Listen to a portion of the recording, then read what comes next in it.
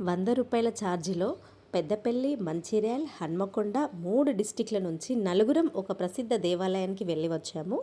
ఆ దేవాలయం గురించి మరియు మేము ఆ రూ. 100లో నలుగురం ఎలా వెళ్ళి వచ్చాము అని తెలుసుకోవడానికి please subscribe my YouTube channel Latashri multi creations. అదే మానసదేవి టెంపుల్. నేను గోదావరికని నుంచి 6:30కి స్టార్ట్ అయ్యాను. ఇంకొక ఫ్రెండ్ మంచిర్యాల నుంచి 5 గంటలకి స్టార్ట్ అయ్యింది. ఒక ఫ్రెండ్ హన్మకొండ నుంచి 6:30కి స్టార్ట్. మేమందరము కరీంనగర్ డిస్టిక్లో కలుసుకున్నాము బస్ స్టాండ్లో. రీచ్ అయ్యేసరికి 8 అయ్యిందండి. 8:15కి మానసదేవి టెంపుల్కి వెళ్ళడానికి ఒక ప్రత్యేక బస్సు ఉంటుంది.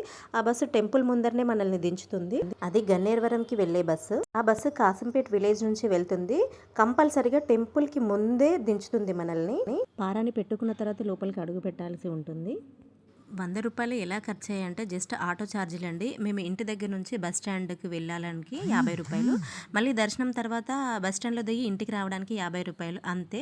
మేము తెలంగాణ ప్రొవైడ్ చేసిన ఫ్రీ బస్సుల్లోనే వెళ్ళి దర్శనం చేసుకొని వచ్చాము.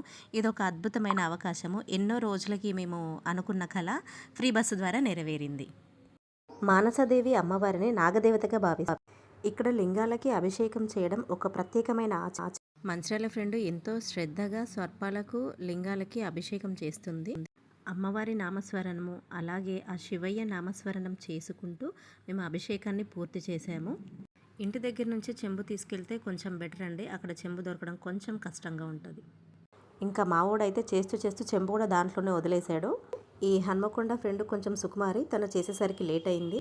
ఇంకా అభిషేకం తర్వాత మేము ధ్వజస్తంభం దర్శనం చేసుకొని ఆలయం చుట్టూ 5 ప్రదక్షిణలు చేసుకున్న తర్వాత అమ్మవారి దగ్గర ముడుపు కడితే కోరికలు నెరవేరుతాయని అపారమైన నమ్మకము.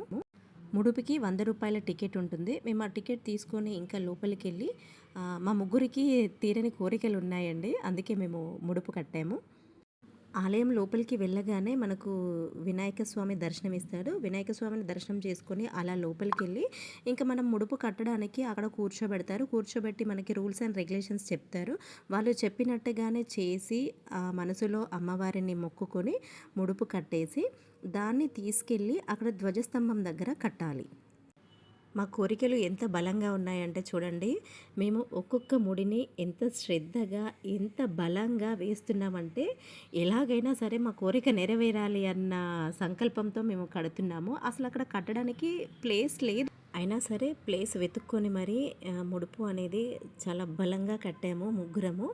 ఆ తర్వాత ఆలయ దర్శనం చేసుకున్నాము. ఎంత సంతోషంగా అనిపించిందంటే నిజంగా ఆ అమ్మవారి మహిమ. ఇంకా తర్వాత దీపారాధన చేసుకొని బయటకు వచ్చాము. మా ఫ్రెండ్స్కి కొంచెం నమ్మకం ఎక్కువ. మార్నింగ్ నుంచి ఫాస్టింగ్ ఉన్నారు. చూడండి ప్రసాదం ఎలా లాగిచ్చేస్తున్నారో. ఇంకా ప్రసాదం తిన్న తర్వాత కొన్ని ఫొటోస్ తీసుకొని రిటర్న్ బయలుదేరాము. రిటర్న్ కూడా బస్సు ఉంటుంది 11:30కి.